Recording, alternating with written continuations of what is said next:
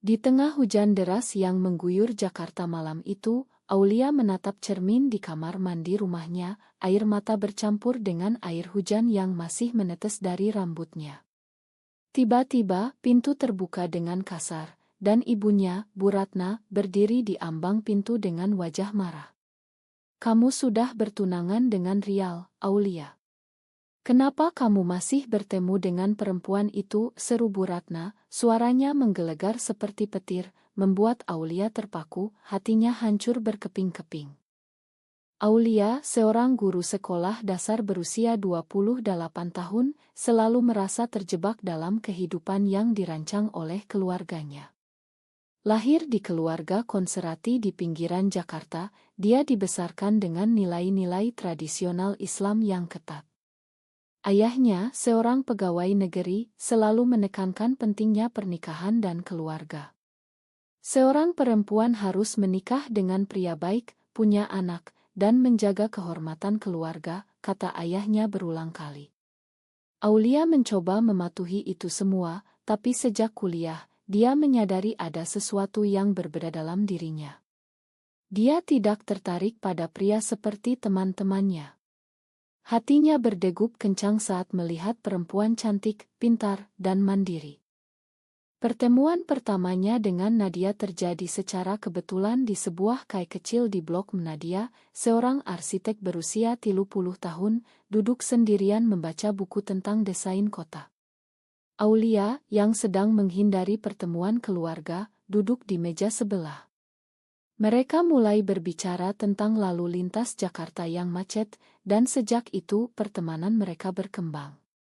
Nadia, dengan senyumnya yang hangat dan mata yang penuh semangat, membuat Aulia merasa dilihat, bukan hanya sebagai anak perempuan yang harus menikah. Tapi Aulia tahu, ini bukan sekadar pertemanan. Setiap kali Nadia menyentuh tangannya secara tidak sengaja, Aulia merasakan getaran yang tidak bisa dijelaskan. Keluarga Aulia tidak pernah curiga pada awalnya. Mereka melihat Nadia sebagai sahabat baik, seseorang yang bisa mengawasi Aulia di kota besar. Tapi ketika rumor mulai beredar, dari tetangga yang melihat mereka berdua sering bersama, semuanya berubah. Bu Ratna, ibu Aulia, adalah yang pertama bereaksi. Dia adalah wanita tangguh yang pernah kehilangan suaminya karena sakit, dan sekarang dia memegang kendali penuh atas keluarga. "Kamu tidak boleh seperti itu, Aulia. Itu dosa besar. Kita hidup di masyarakat yang taat agama," katanya suatu malam, setelah mendengar gosip dari saudara. Aulia mencoba menyangkal perasaannya. Dia setuju bertunangan dengan Rial, seorang insinyur yang dipilihkan keluarganya. Rial baik, sopan, dan berasal dari keluarga terhormat. Pernikahan mereka direncanakan 6 bulan lagi. Tapi setiap malam, Aulia memimpikan Nadia. "Kenapa aku seperti ini?" gumamnya pada dirinya sendiri. Dia membaca artikel online tentang orientasi seksual, tapi di Indonesia, topik itu masih tabu. Banyak cerita tentang orang-orang yang diusir dari keluarga, atau bahkan mengalami kekerasan karena menjadi LGBT. Suatu hari, Nadia mengajak Aulia ke sebuah taman di pinggir kota. Di bawah pohon rindang, Nadia mengaku, "Aulia, aku suka kamu lebih dari sahabat. Aku tahu ini berisiko, tapi aku tidak bisa bohong lagi." Kata-kata itu seperti pisau yang menusuk hati Aulia. Dia bahagia tapi juga ketakutan. "Nadia, kita tidak bisa. Keluargaku.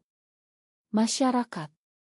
"Ini salah," jawab Aulia, suaranya gemetar. Tapi Nadia tidak mundur. Dia menceritakan pengalamannya sendiri, bagaimana dia pernah mencoba menikah dengan pria untuk memenuhi harapan orang tua, tapi akhirnya bercerai karena tidak bahagia.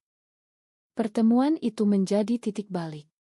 Aulia mulai menghindari Nadia, tapi hatinya sakit. Di sekolah, dia mengajar dengan setengah hati, murid-muridnya memperhatikan perubahan itu. "Bu Aulia, kenapa sedih?" tanya seorang murid kecil. Aulia hanya tersenyum palsu. Di rumah, tekanan semakin besar. Bu Ratna mengatur pertemuan dengan Ustadz untuk menyembuhkan Aulia dari penyakit itu, meski Aulia belum mengaku apa-apa. Malam ketika Bu Ratna memergoki Aulia membaca pesan dari Nadia, semuanya meledak. Kamu memilih perempuan itu daripada keluarga. Kamu ingin menghancurkan nama baik kita, teriak Bu Ratna. Aulia menangis, tapi untuk pertama kalinya, dia membela diri. Ibu, aku tidak memilih. Ini aku yang sebenarnya. Kata-kata itu membuat Bu Ratna terdiam, tapi bukan karena pengertian, karena marah yang mendalam. Aulia keluar rumah malam itu berlari di bawah hujan menuju apartemen Nadia. Pintu terbuka dan Nadia memeluknya. Kita akan hadapi ini bersama, bisik Nadia. Tapi Aulia tahu, ini baru awal dari badai yang lebih besar. Keluarga Nadia juga konservatif, dan masyarakat Indonesia tidak mudah menerima cinta seperti milik mereka. Apa yang akan terjadi selanjutnya? Aulia tidak tahu, tapi dia siap bertarung. Di hari-hari berikutnya, Aulia tinggal sementara di apartemen Nadia. Mereka berbicara panjang lebar tentang masa lalu. Nadia menceritakan bagaimana dia tumbuh di Surabaya, di keluarga pedagang yang ketat. Aku pernah mencoba menjadi normal, tapi itu menyiksa, katanya. Aulia mendengarkan, merasa terhubung. Tapi telepon dari Bu Ratna tidak berhenti. Pulanglah, Aulia. Kita bisa bicara. Tapi Aulia tahu itu jebakan. Akhirnya, Aulia memutuskan bertemu ibunya di sebuah warung kopi. Bu Ratna datang dengan wajah lelah. Kenapa kamu lakukan ini? Apa salah kami mendidikmu? Tanya Bu Ratna. Aulia menjelaskan perasaannya, tapi Bu Ratna menolak. Itu pengaruh Barat. Di Indonesia, kita punya norma. Pertemuan itu berakhir dengan air mata, tapi tidak ada resolusi. Sementara itu, Rial mengetahui kabar itu dari saudara Aulia. Dia marah besar. Kamu bohongi aku, katanya melalui telepon. Aulia meminta maaf, tapi Rial mengancam akan membatalkan tunangan dan memberitahu semua orang. Ancaman itu membuat Aulia panik. Bagaimana jika pekerjaannya terancam? Sebagai guru, dia bisa dipecat jika rumor menyebar. Nadia mendukung Aulia, tapi dia sendiri punya konflik. Orang tuanya di Surabaya mulai curiga kenapa dia sering ke Jakarta. Kamu harus menikah lagi, Nadia. Umurmu sudah 30, kata ibunya melalui video call. Nadia menutup telepon dengan kesal. Aku tidak bisa hidup bohong lagi, katanya pada Aulia. Keduanya memutuskan untuk lebih hati-hati. Mereka bertemu diam-diam, tapi ketegangan semakin meningkat. Suatu malam, saat mereka berjalan di taman, seorang teman lama Aulia melihat mereka bergandengan. Aulia. Apa ini? Tanya teman itu. Aulia melepaskan tangan Nadia dengan cepat, tapi kerusakan sudah terjadi. Rumor menyebar seperti api. Pagi berikutnya, Aulia menerima pesan dari kepala sekolah, datang ke kantor sekarang. Hatiku berdegup kencang. Di kantor, kepala sekolah, Pak Budi, menatapnya dengan serius. Ada keluhan dari orang tua murid. Mereka bilang kamu punya hubungan tidak wajar. Aulia terkejut. Siapa yang melaporkan? Ternyata saudara Rial yang membocorkan. Aulia mencoba menjelaskan, tapi Pak Budi menggelengkan kepala. Ini sekolah Islam, Aulia. Kami tidak bisa mentolerir ini. Kamu cuti dulu sampai masalah selesai. Aulia keluar dari kantor dengan kaki gemetar. Pekerjaannya yang dia cintai sekarang terancam. Bagaimana aku hidup tanpa mengajar, gumamnya. Nadia menjemput Aulia di sekolah. Kita lawan ini, katanya tegas. Tapi Nadia sendiri sedang menghadapi masalah. Di kantor arsiteknya, bosnya memanggil. Nadia, ada rumor tentangmu. Klien kita konserati, jangan sampai mempengaruhi bisnis. Nadia marah. Ini urusan pribadi, jawabnya. Tapi bosnya memperingatkan, pikirkan karirmu. Keduanya pulang ke apartemen, saling memeluk. Kenapa ini begitu sulit, tanya Aulia. Nadia menjawab, karena masyarakat kita belum siap. Tapi kita harus kuat. Mereka mulai mencari dukungan. Nadia mengenal komunitas rahasia di Jakarta. Mereka menghadiri pertemuan online, mendengar cerita orang lain. Aku diusir keluarga, kata seorang anggota. Tapi aku bahagia sekarang. Cerita itu memberi harapan, tapi juga ketakutan. Bu Ratna tidak menyerah. Dia datang ke apartemen Nadia, memaksa masuk. Aulia, pulang sekarang. Perempuan ini merusakmu. Nadia berdiri di depan. Bu, ini bukan kesalahan. Kami saling mencinta. Bu Ratna terkejut. Cinta. Ini nasusetan, serunya. Pertengkaran hebat terjadi. Aulia terjebak di tengah, harus memilih keluarga atau cinta. Aulia memilih Nadia, tapi dengan hati hancur. Bu Ratna pergi sambil menangis.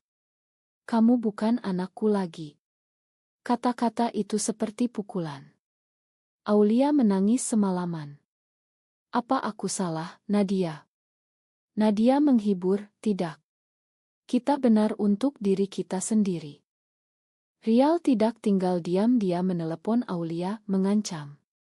Aku akan ceritakan ke semua saudaramu. Aulia panik. Saudara-saudaranya tersebar di seluruh Indonesia, dari Medan sampai Bali. Jika mereka tahu, seluruh keluarga besar akan menolaknya. Nadia menyarankan untuk bertemu Rial. Di sebuah restoran, Rial datang dengan wajah marah. Kenapa kamu bohongi aku, Aulia? Aulia meminta maaf. Aku tidak tahu diri sendiri dulu. Rial mendengarkan, tapi hatinya terluka.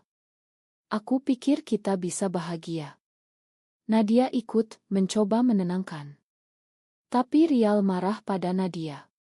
Kamu yang ambil dia dari aku. Pertemuan berakhir buruk, Rial pergi dengan ancaman. Malam itu, Aulia mimpi buruk, keluarganya melempar batu padanya, seperti dalam cerita lama. Dia bangun berkeringat. Aku takut, Nadia. Nadia memeluknya. Kita punya satu sama lain. Hari-hari berlalu, tekanan meningkat. Aulia kehilangan pekerjaan secara resmi. Surat pemecatan datang, tidak sesuai nilai sekolah. Dia hancur. Bagaimana aku bayar tagihan?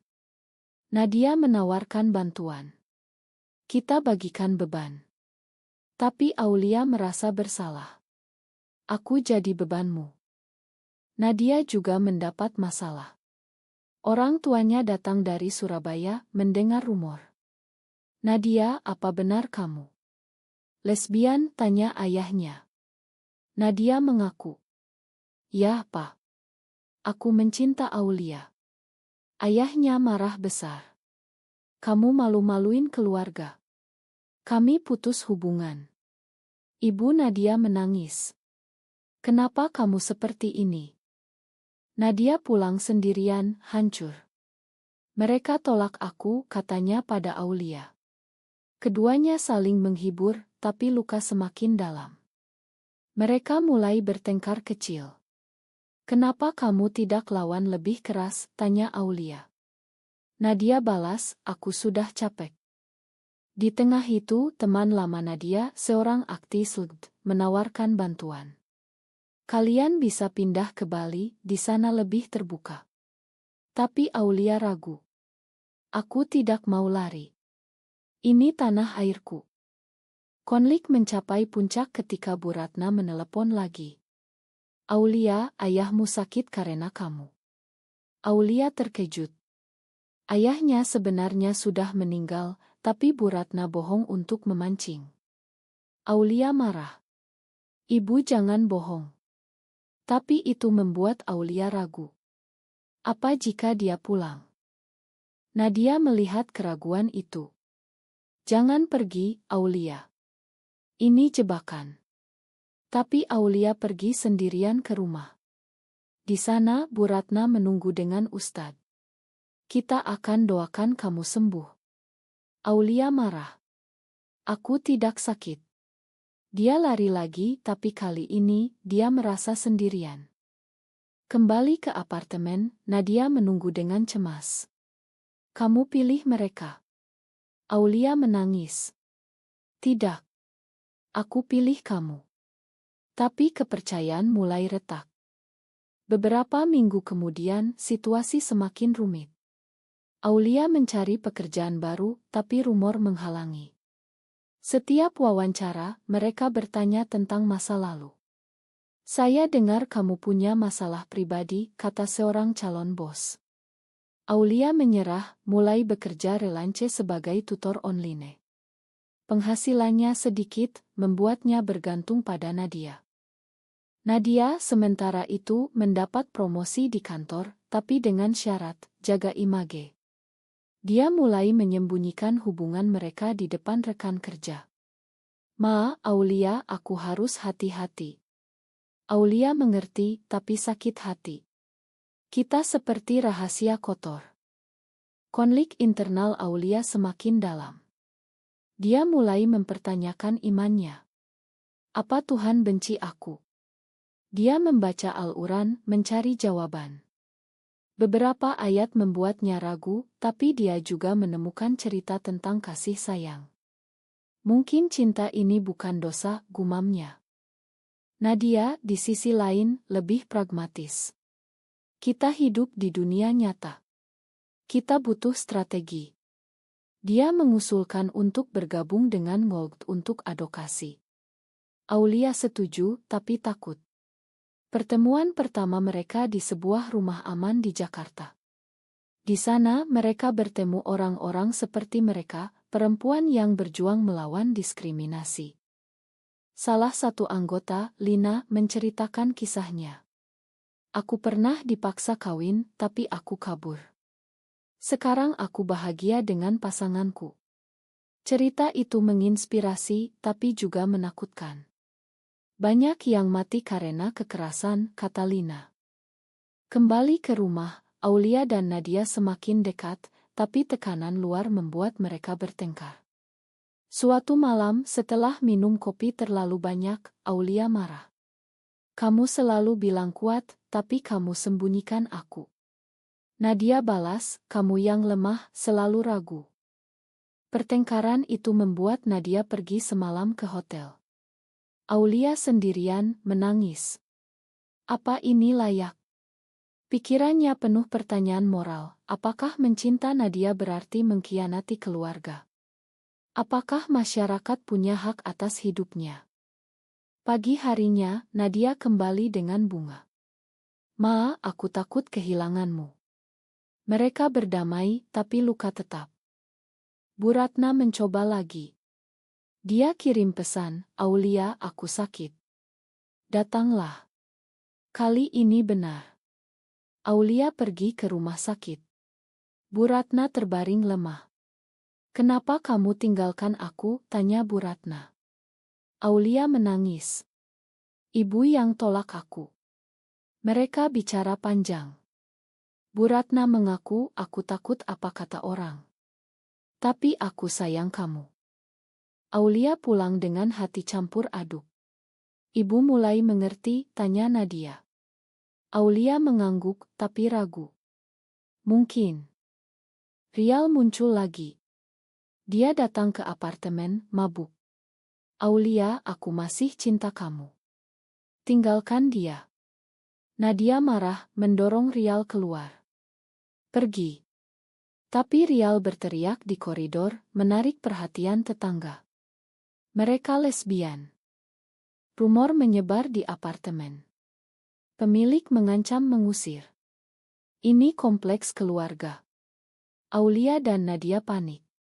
Mereka memutuskan pindah ke tempat lebih murah di pinggiran. Di tempat baru, mereka mulai membangun hidup. Aulia mendapat pekerjaan sebagai penulis lepas tentang isu sosial. Nadia terus bekerja, tapi mulai terbuka di kantor. Aku tidak peduli lagi, katanya. Tapi badai belum berakhir. Orang tua Nadia datang ke Jakarta, memaksa Nadia pulang. Kamu harus kawin lagi. Nadia menolak. Aku sudah bahagia. Ayahnya memukul meja. Kamu bukan anak kami. Nadia hancur, tapi Aulia mendukung. Kita keluarga sekarang. Mereka memutuskan untuk hidup bersama secara resmi, meski tidak legal di Indonesia. Konflik mencapai klimaks ketika Bu Ratna datang lagi, kali ini dengan saudara Aulia. Kami mau bawa kamu pulang. Aulia menolak. Ini hidupku. Pertengkaran hebat, saudara Aulia memaki Nadia. Penghancur keluarga. Nadia balas, kalian yang hancurkan dia dengan paksaan. Aulia terjebak, harus memilih lagi. Dia pilih Nadia, tapi dengan air mata. Keluarga pergi, meninggalkan luka permanen. Setelah kejadian itu, Aulia dan Nadia hidup dalam ketakutan konstan. Mereka berganti nomor telepon, menghindari tempat lama. Tapi masyarakat Indonesia, dengan undang-undang yang ambigu tentang LGBT, membuat mereka was-was. Berita tentang raya dan diskriminasi sering muncul di Aulia mulai menulis blog anonim tentang pengalamannya. Aku perempuan yang mencinta perempuan. Apakah itu salah? Tulisannya mendapat respons, dukungan dari sesama, tapi juga hujatan. Kembalilah ke jalan benar, komentar seorang. Nadia mendukung, tapi dia sendiri mengalami depresi. Aku kehilangan keluarga, katanya. Mereka mencari terapi, tapi di Indonesia, terapis yang ramah jarang. Mereka menemukan satu secara online dari luar negeri. Sesi terapi membuka luka lama. Aulia menceritakan masa kecilnya, bagaimana dia selalu merasa berbeda. Aku suka main dengan anak laki, tapi hatiku ke perempuan. Terapis bilang, itu normal bagimu. Nadia berbagi tentang pernikahan pertamanya. Aku pikir bisa berubah, tapi tidak. Mereka belajar berkomunikasi lebih baik, mengurangi pertengkaran. Tapi realitas menampar lagi. Aulia mendapat ancaman online, kami tahu alamatmu. Mereka panik, melapor polisi. Polisi acuh. Ini urusan pribadi. Mereka merasa tidak aman. Nadia mengusulkan pindah ke luar negeri. Ke Australia atau Eropa, di sana lebih bebas. Aulia ragu. Aku cinta Indonesia. Ini rumahku. Debat panjang terjadi. Kita bisa mati di sini, kata Nadia. Aulia menangis. Tapi meninggalkan semuanya. Akhirnya, mereka kompromi tetap di Indonesia, tapi advokasi lebih aktif. Mereka bergabung dengan gerakan hak LGBT, menghadiri demo kecil. Di sana, mereka bertemu orang-orang kuat. Kita ubah masyarakat, kata seorang aktivis. Bu Ratna menghubungi lagi setelah berbulan-bulan. Aulia, aku baca berita tentang kalian. Aku mencoba mengerti. Aulia terkejut. Mereka bertemu di taman netral. Bu Ratna membawa makanan aurit Aulia. Aku takut kehilanganmu, kata Bu Ratna. Aulia menjelaskan semuanya. Bu Ratna mendengarkan, meski sulit. Mungkin aku salah, akunya. Pertemuan itu memberi harapan. Bu Ratna mulai belajar, membaca buku tentang LGBT. Aku ingin mengenal Nadia, katanya suatu hari. Nadia ragu, tapi setuju bertemu. Di rumah Bu Ratna, suasana tegang. Ma atas dulu, kata Bu Ratna. Nadia memakan. Kita mulai baru. Tapi tidak semua mudah. Saudara Aulia masih menolak. Rial, setelah lama hilang, mengirim pesan Ma. Aku bahagia sekarang dengan orang lain. Semoga kamu juga. Aulia lega. Hidup mulai stabil. Aulia mendapat pekerjaan di Ngo, Nadia promosi. Mereka hidup bersama meski tanpa pengakuan legal. Tapi ujian terakhir datang ketika Nadia sakit. Diagnosis stres kronis. Aulia merawatnya, menyadari betapa rapuh hidup. Aku tidak bisa tanpamu, katanya. Nadia sembuh dan mereka lebih kuat. Mereka memutuskan untuk berbagi cerita secara publik di podcast Lund. Ini perjuangan kami, kata Aulia.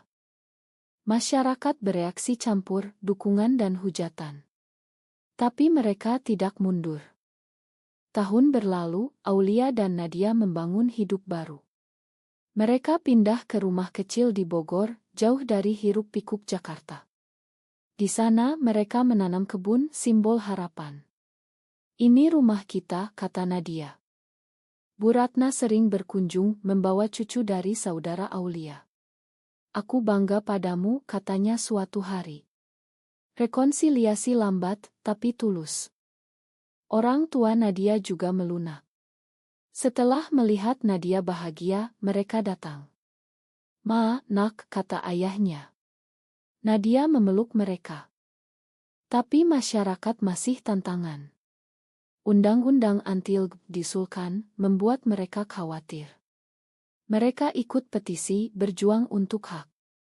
Aulia menulis buku tentang pengalamannya, menjadi inspirasi bagi banyak perempuan. Cinta tidak salah, tulisnya.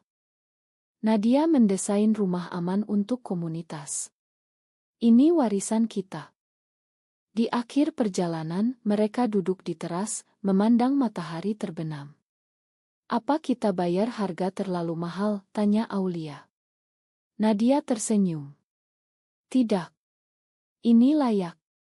Tapi pertanyaan tetap, apakah benar bahwa dalam masyarakat seperti Indonesia, cinta seperti milik mereka selalu harus dibayar dengan pengorbanan yang begitu besar?